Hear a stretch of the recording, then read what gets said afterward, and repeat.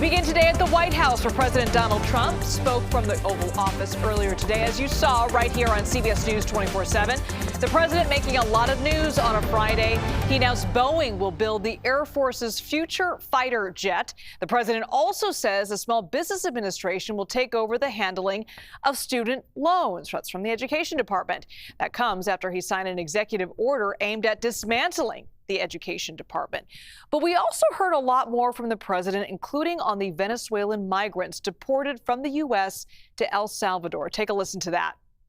Well, I was told that they went through a very strong vetting process, and that that will also be continuing in El Salvador. And if there's anything like that, we would certainly want to find out. But these were a bad group. This was a bad group, and they were in bad areas, and they were with a lot of other people that were absolutely killers, murderers, and people that were really bad with the worst records you've ever seen. And but we will continue that process, absolutely. We don't want to make that kind of a mistake.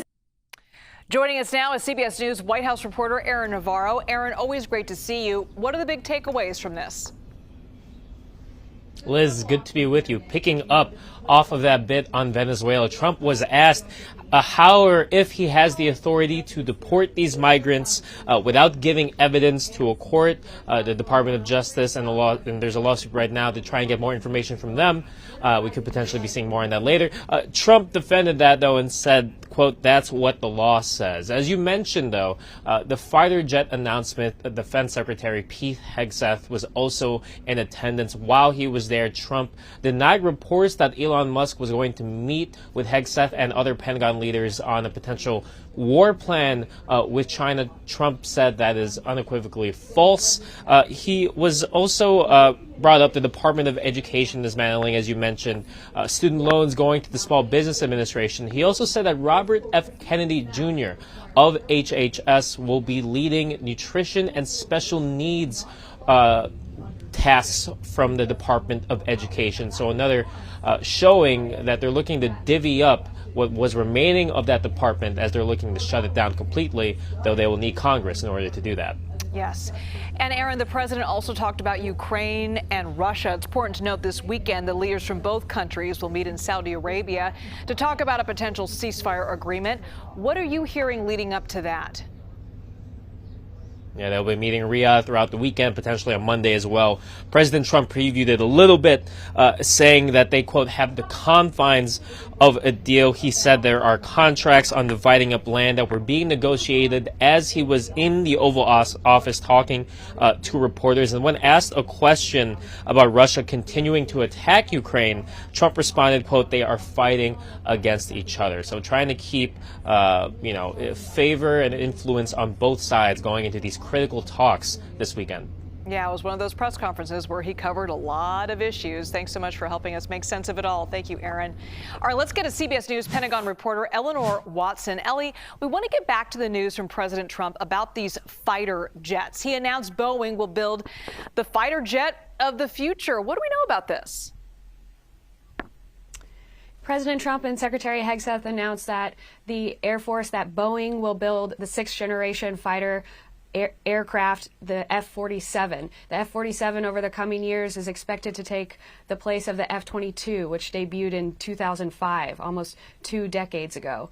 The F-47, according to the Air Force, is built with a adaptive engine so it can adjust to different flying conditions, and notably is supposed to fly with autonomous drone wingmen, combat collaborative aircraft, which will help multiply the systems of one F-47 in the hopes of making the whole program more cost effective.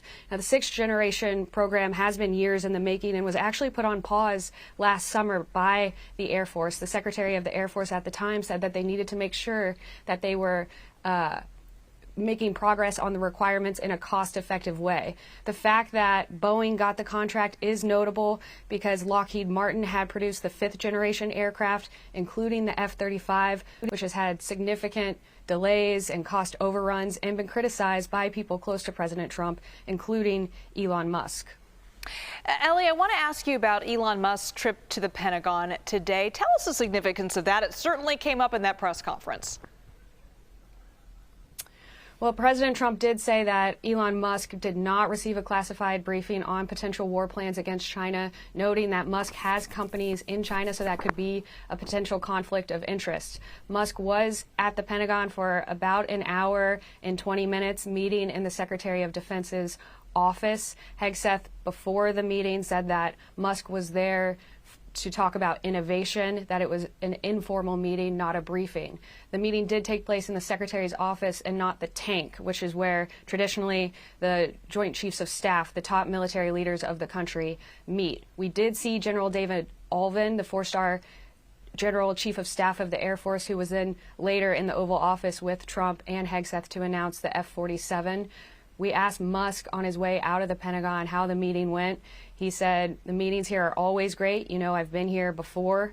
Musk is notable here right now because of his cost-cutting efforts across the federal government, including the Pentagon through DOGE, but he also has millions of dollars worth of contracts through his companies, SpaceX and Tesla, with the Defense Department. Yeah, and as you mentioned, the president said that he might have a conflict of interest when it comes to dealings with China. All right, Ellie Watson, thank you so much. Now, it's being called a global travel chaos. We'll take you to London's Heathrow Airport for a look at what's causing all this chaos.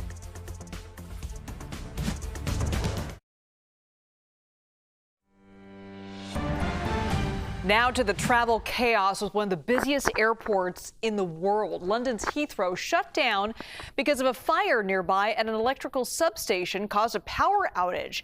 But the airport just announced it will resume some flights later on today, and it hopes to be up to full operations by tomorrow. Here's a view of what that fire looked like, though, at that substation. Still no word on what caused it, but police say there's no indication of any foul play. But still, hundreds of thousands of travelers were impacted today. You can see some of them stranded here at, well, there's Heathrow Airport, but there's some of those stranded passengers. But here's a look at what's called the misery map from the website Flight Aware. It shows some of the airports in the U.S. are also dealing with the most delays and cancellations from this. The FAA says flight operations are normal in the U.S. despite the Heathrow fire. CBS News correspondent Nancy Chen joins us live from Newark Airport in New Jersey. Nancy, thank you for being with us. Thousands of travelers now stranded. What are you hearing from some of them? Yeah, plenty of scrambling all around right now, Liz. According to the aviation analytics website Cirium, there were more than 1,300 flights scheduled today to and from Heathrow, with more than 300,000 seats on those flights. So there's a whole lot of people who are impacted by this, not only at Heathrow, but around the world. According to Cirium, we just touched base with them moments ago. They're telling us at least 100 flights were diverted because of this, with many of them well on their way when they got the word about this fire and had to turn around. Here at Newark, there was one flight that had already made it past Canada and was near Greenland when they got the news and had to come back here with 8 hours, more than 8 hours of flight time under their belt just to be back at the same location that they took off from. Another major flight route is from JFK Airport in New York to Heathrow, and that's where one passenger we spoke with told us that he's now trying to find a way just to get back home. So rushed to the airport to basically see if we were able to switch a flight, to rebook, to get out of here today. Nothing possible, nothing available. So we were now thinking about what we were doing. We would stay. Well, the next flight is actually on would be on Sunday through Charlotte, South Carolina, because our final destination would be Frankfurt in Germany. Basically, we're just flying through Heathrow to Frankfurt. And then we decided to just cancel the flight, book a new one for tomorrow, non-stop to Frankfurt, and just stay for another night. And yeah, that's what we were doing right now, actually. Just one of the many, many passengers who are trying to figure out what to do next. So it could be a long road ahead for these folks, Liz. Yeah, really frustrating. You can only imagine there, Nancy. And, you know, we mentioned that Heathrow operations are going to come back to normal, hopefully later on today, and full operations tomorrow. But what does the timeline look? I mean, we know there's a trickle-down effect for everything else to kind of get back to normal. Any kind of timeline for some of these stranded passengers to finally get on their way? Well, Liz, you hit the nail on the head there. The trickle-down effect, the ripple effects of this is really what we're going to be looking out for. Heathrow just giving an update moments ago saying that they are going to begin some flights later on today. However, when you consider putting a complete stop on all these flights in and out, there are going to be major impacts because you have aircraft, you have crew members, you have passengers who are not where they need to be. So to get those people back to where they should be will also take time. American Airlines, for example, calling this an unprecedented situation, saying that their operations and engineering operations have also had no power. So that's yet another thing that just one airline has to contend with, Liz. All right, Nancy Chen, thank you so much. Your heart goes out to all those stranded passengers just trying to get home.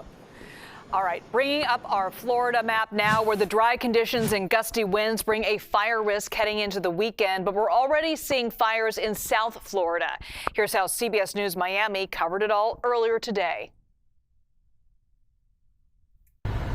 Yeah, Nadja, as you just mentioned, that fire is still growing. But in terms of traffic, today has actually so far been the best day. Take a look at this camera right now, which is overlooking US 1. You can see that the traffic is flowing pretty smoothly, but officials want everyone to be on alert, especially with today's heavy wind. That could change any minute.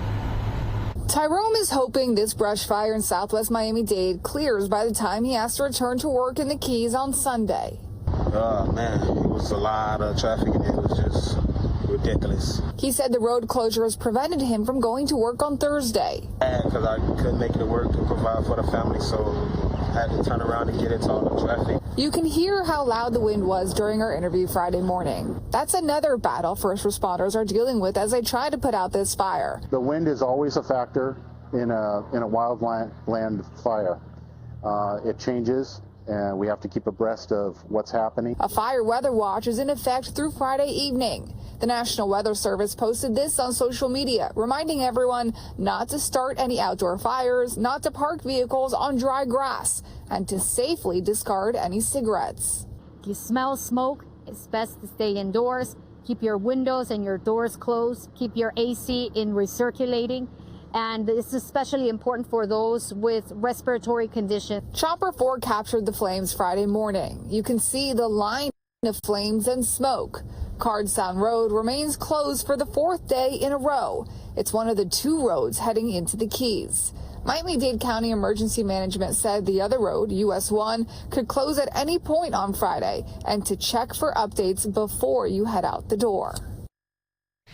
That was coverage from CBS News Miami earlier today. But it's not just Florida. Fire weather conditions continue across other parts of the South, including Texas and Oklahoma. And Zoe, it seems like there is no fire season really anymore. It's year-round that you're at risk. Yeah, I mean, the droughts are only getting more and more extreme with the climate changing. And that's just kind of going to be the name of the game as we step out for the next years to come. But over the next days to come, we are going to continue to see very dry conditions. The storm system that we were talking about yesterday quickly departing didn't bring Florida much of any relief when it came to any sort of rainfall. In fact, it brought them gustier winds. Little to no rain across the central parts of the country and down into the deep south as well, which is where we are seeing that higher potential for fire danger. These areas that you see below me in bright pink and these lighter tan colors, those are fire weather watches and red flag warnings.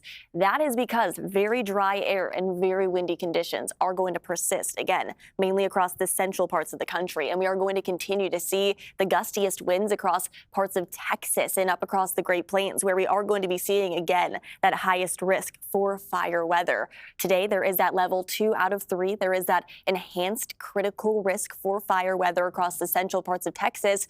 But the fire weather is pretty widespread across the central parts of the country today. Is it going to stick around tomorrow as well before the chance for a little bit more rain heads their way? Let's take a look at the details on the timing and the exact location of that chance for fire danger. Again, fire weather will persist today across the central parts of the country, along with some very gusty winds, 45 to 55 mile an hour wind gust. Again, with humidity levels down to less than 10%.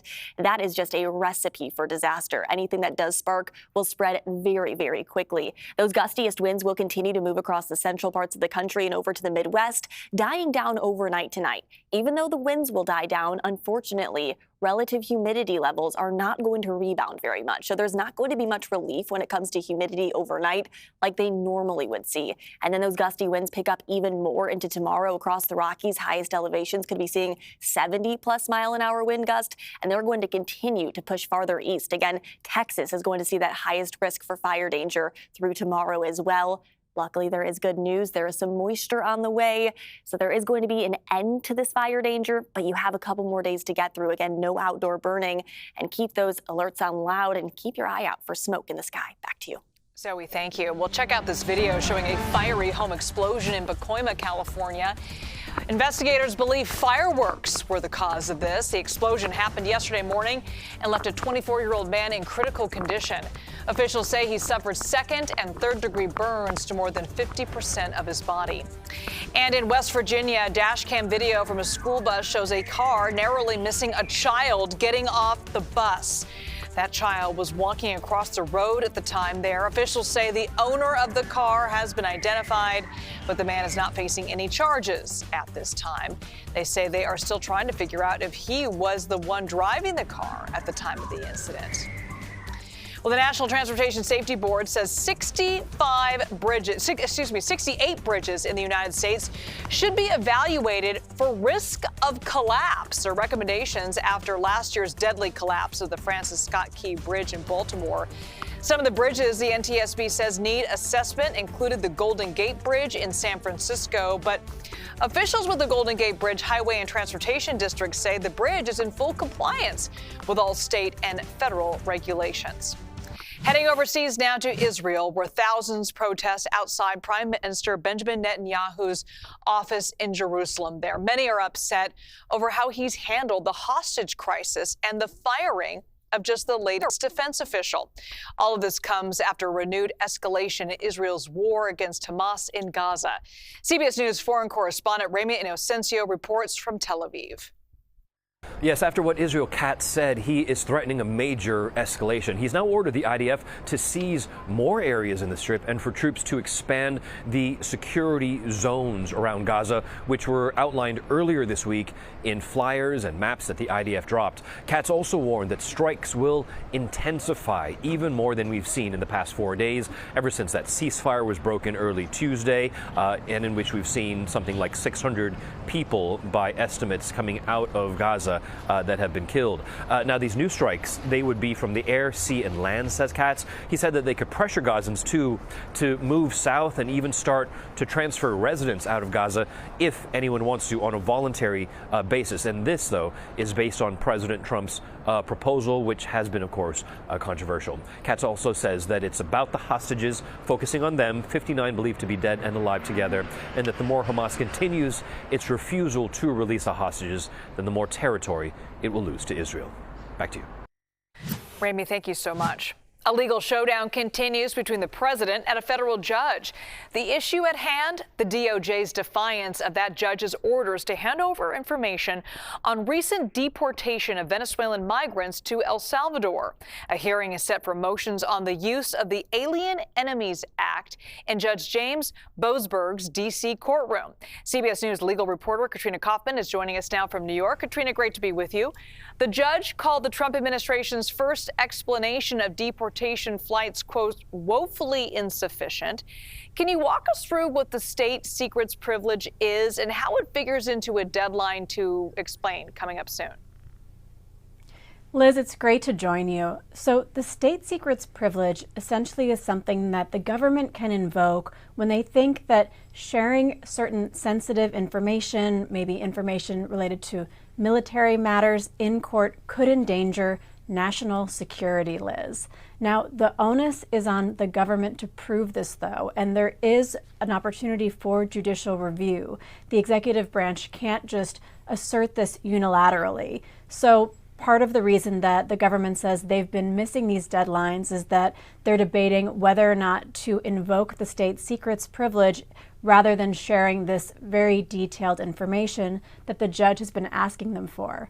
Although in the judge's response, where he did give them time to make this assessment, he did cast some doubt on the credibility of this claim. For one, Liz, he said that they haven't even been calling this classified information, which is a lower classification than a state secret's privilege to assert. And in addition, he pointed out that the government has been sharing details about these flights that took immigrants to El Salvador on social media themselves. There's been details about the plane, about how many people were on them, about where they were taken to. So the government does say that they're still assessing this. Todd Blanche filed something this morning, the Deputy Attorney General, but it's yet to be seen how this will play out. And there is a hearing this afternoon as well in this case about this breach of deadlines that's been going on this week, which has created quite a contentious battle between the judge and the government. Yeah, Katrina, what happens if the judge doesn't get the answers that he's looking for in that hearing? What are his options here? Liz, this is a significant question, and it does seem as though the judge is laying the groundwork towards potentially being able to hold someone in contempt if his orders aren't complied with. He's asked them as part of a series of deadlines to show cause that the government didn't purposefully violate his order when they sent these planes to El Salvador, and showing cause is a step in that process towards a potential finding of contempt. And Katrina, we understand that detained activist Mahmoud Khalil was in court today as his attorneys continue to fight for his freedom. What happened there? So this was an immigration court hearing, Liz, down in Louisiana, which is where Mahmoud Khalil has been detained. Not a lot ended up transpiring because his lawyer said he had just recently been brought onto the case. He needed a little bit more time to collect records. Mahmoud Khalil was sitting alone in court at the table. His judge came in over video. Apparently there were only about 13 people in the room, a couple reporters, a few members of the public, and the attorneys. Even though this case has been getting a lot of attention, it is now being fought in multiple forums because we've also had the federal case going on, which is related to Khalil's habeas petition to get released. This immigration court hearing will continue in April. On April 8th, the judge has set a fuller hearing in that court, Liz. All right, CBS News legal reporter Katrina Kaufman from New York for us. Thank you so much, Katrina. All right, coming up, we're going to take you to Capitol Hill, where some call Senate Minority Leader Chuck Schumer's leadership into question. We'll have more on that coming up. You're watching CBS News 24/7.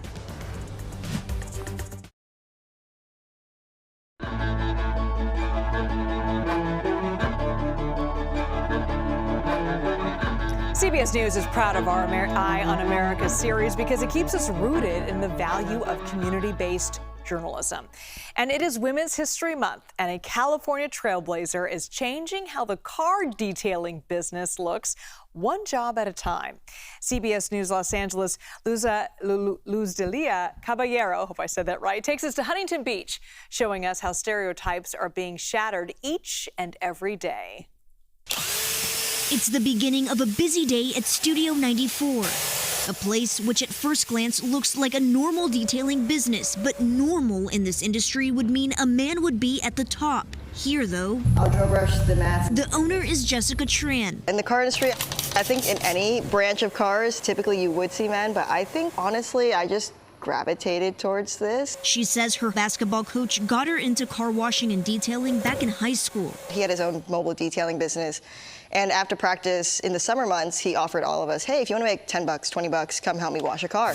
And the rest is history. At the root of all of this, I really enjoy cleaning. I just like to do it right. I have this fixation on being good at things, and I want to do it right. A passion that led Tran to become one of very few women in the business. It also feels weird to be called a trailblazer, so I don't know. Now I'm getting all nervous again. The numbers, though, show she is. The career platform Zippia says only a little more than 10% of all auto detailers in the U.S. are women, while nearly 90% are men. I'm surprised at that stat, honestly. I really thought there was more. Maybe because like all of my mutuals within this industry, a lot of them are women. Tran first started out with a mobile detailing business, and during the pandemic, she decided to post videos of her work on TikTok. Leave the saving of the world to the men? I don't think so. And then literally the next morning I woke up and I had 10,000 views on one of those. My social media presence, like, it still feels like a fever dream. It definitely has contributed to this a lot. One thing led to another, and pretty soon Tran turned her passion for cleaning into a fulfilling reality. Yeah, she has no clue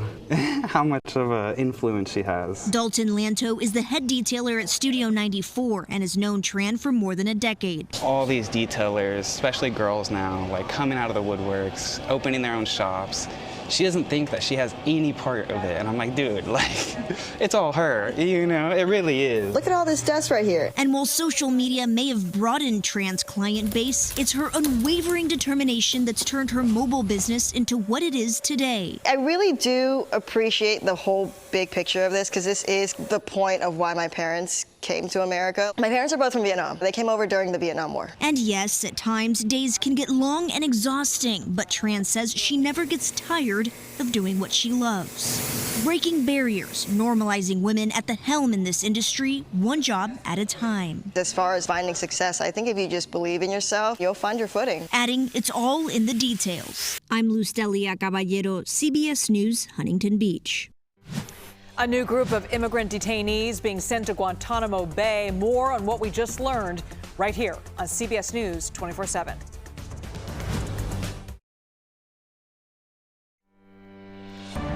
We are learning more about the 238 Venezuelan men that the Trump administration recently deported to El Salvador.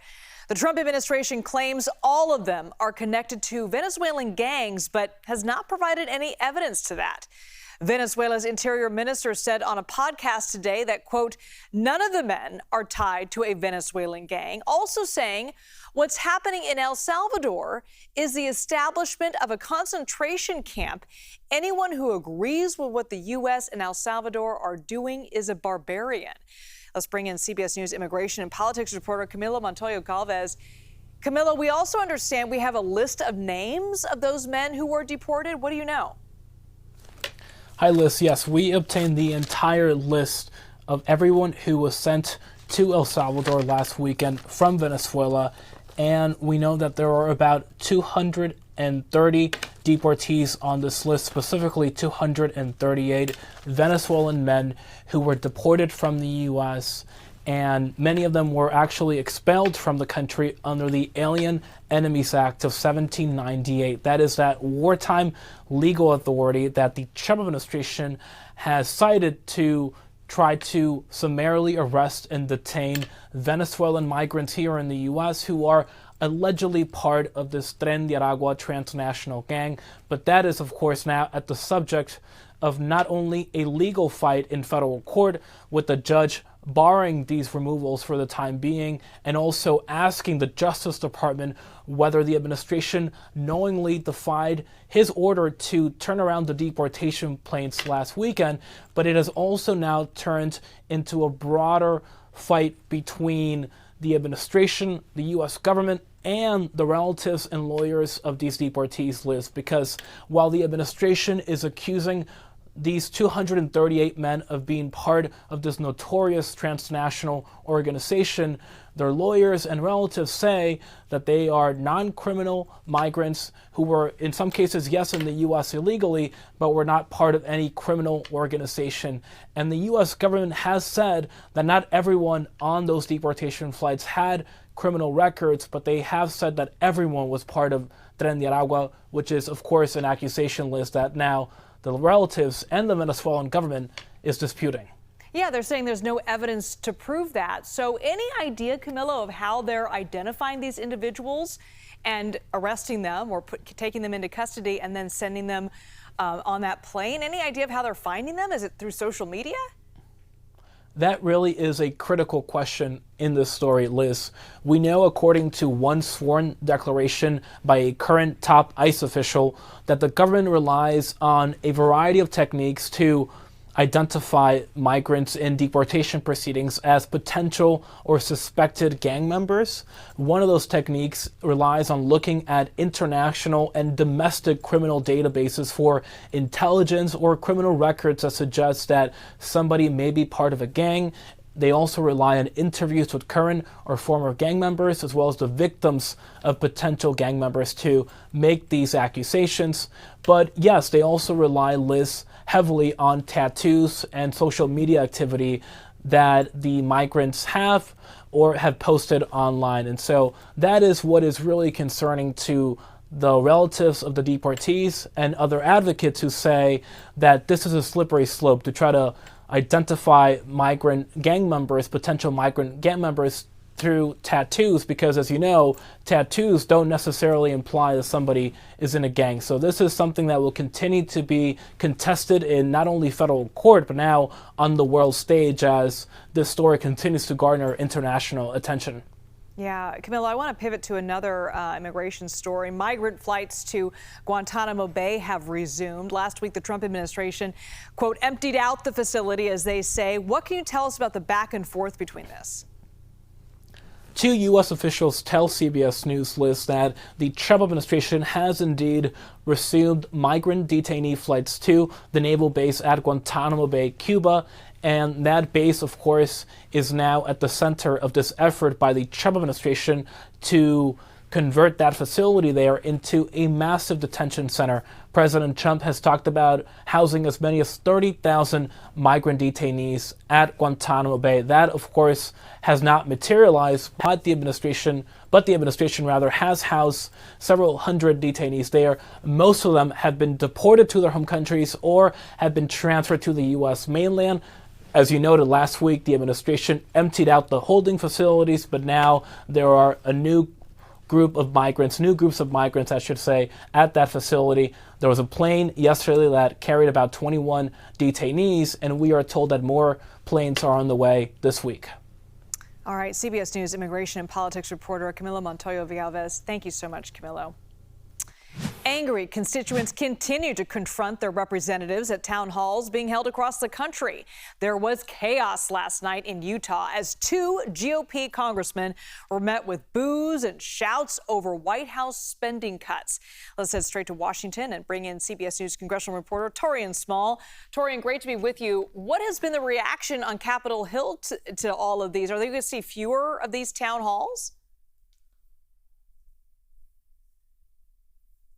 Seeing less of the ire from their constituents. We saw not just in this town hall hosted by two Utah congresspeople, that's Representatives Malloy and Kennedy, in relatively bright red districts. These are districts that Trump won by well over 50% in the 2024 presidential election. But across the board, red, blue, we're seeing representatives really facing the brunt of these concerned constituents, these Republicans' reputations, rapport, and credibility with their voters marred by the efforts of the Department of Government Efficiency. At the heart of the concerns of these voters are the fact that Donald Trump has selected Elon Musk, an unelected billionaire, to oversee these mass tasks or mass cuts to these departments and agencies. And President Trump has called for the impeachment of judges who have blocked his policies. Are GOP lawmakers supporting the president in his war on the judiciary? What are they saying about this? Yeah, we're seeing a mix between cleanup and support of what Donald Trump has been saying. I think the most notable, though, has come from Missouri Senator Josh Hawley. He came out with a post on X saying that it's Congress's job to rein in what he sees as these radical rulings from these activist judges. In his opinion, he hasn't put forth legislation just yet, but Democrats are quite concerned by this rhetoric. Will this happen, though, is unlikely, considering any legislative changes or proposals will require a significant majority of the Senate. That requires at least 60 members to vote. Republicans just don't have the number, so it's unlikely that'll go anywhere, Liz. All right, Torian Small live for us in Washington. Thanks so much, Torian. Always great to see you. All right, let's take a live look from Nashville on a clear day in Tennessee, but not for long. Storms could impact your weekend plans if you're around that area. Meteorologist Zoe Mintz tracking that next.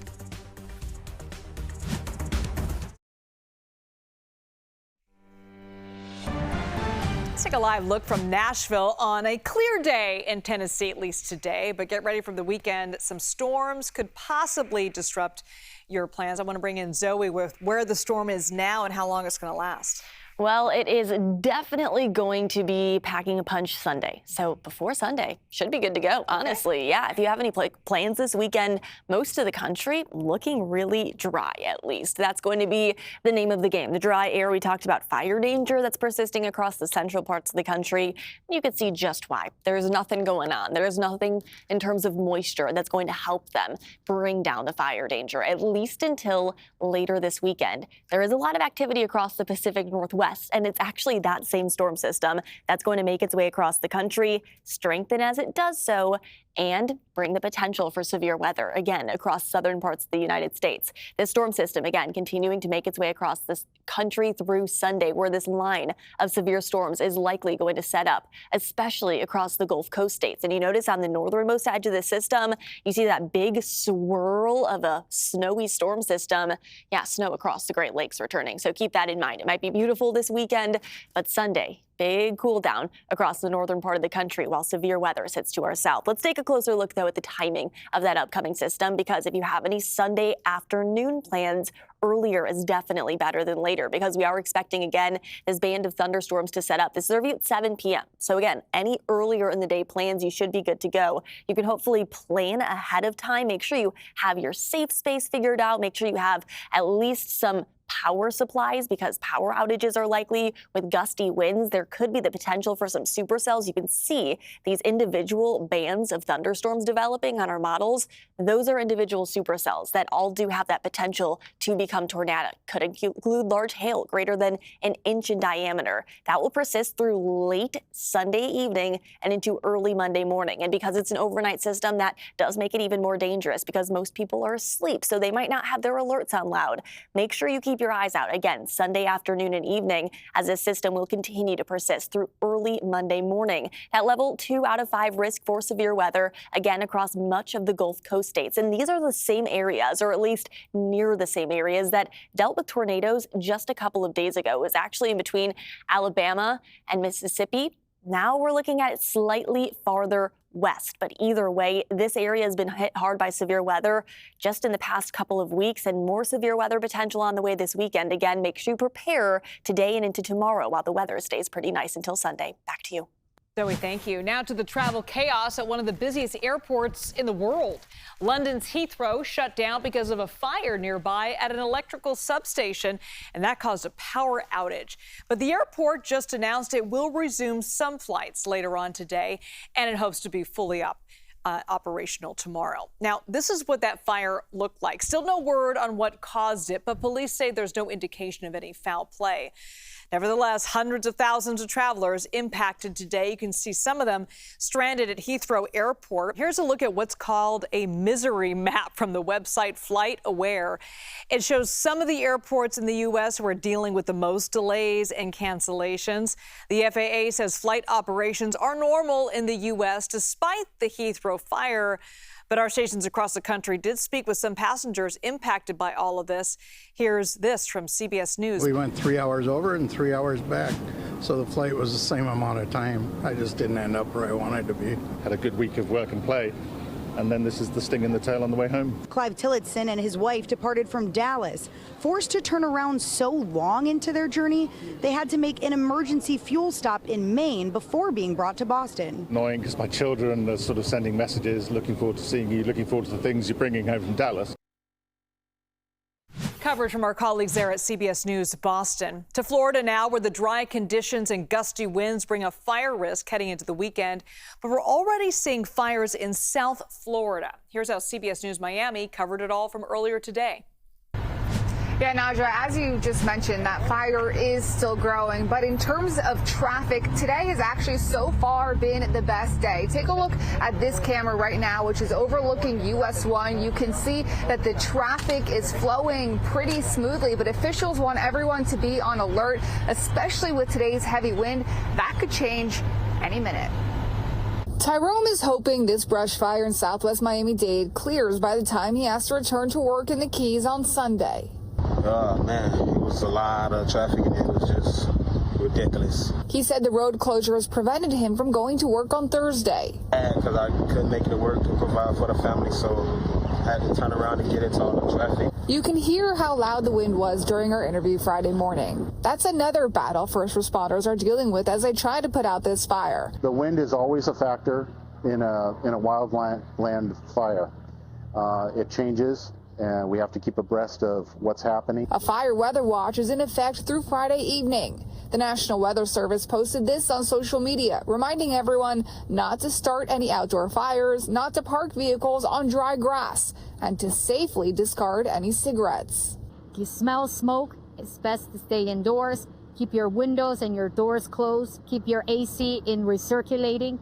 And it's especially important for those with respiratory conditions. Chopper 4 captured the flames Friday morning. You can see the line of flames and smoke. Cardstown Road remains closed for the 4th day in a row. It's one of the 2 roads heading into the Keys. Miami-Dade County Emergency Management said the other road, US 1, could close at any point on Friday and to check for updates before you head out the door. Well, check out this video showing a fiery home explosion in Pacoima, California. Investigators believe fireworks were the cause of this. That explosion happened yesterday morning and left a 24-year-old man in critical condition. Officials say he suffered 2nd and 3rd degree burns to more than 50% of his body. And in West Virginia, a dash cam video from a school bus shows a car narrowly missing a child getting off the bus. That child was walking across the street at the time. Officials say the owner of the car has been identified, but that man is not facing any charges at this time. They say they're still trying to figure out if he was actually the one driving the car at the time of the incident. We'll have much more ahead right here on CBS News 24/7. Global travel disrupted after the complete shutdown of London's Heathrow Airport. But we'll have a full progress report there coming up. And in our climate watch, it's the first ever World Glaciers Day. The warning as global temperatures continue to climb. That's all coming up at 2 p.m. Eastern. Have a great rest of your day and a wonderful weekend.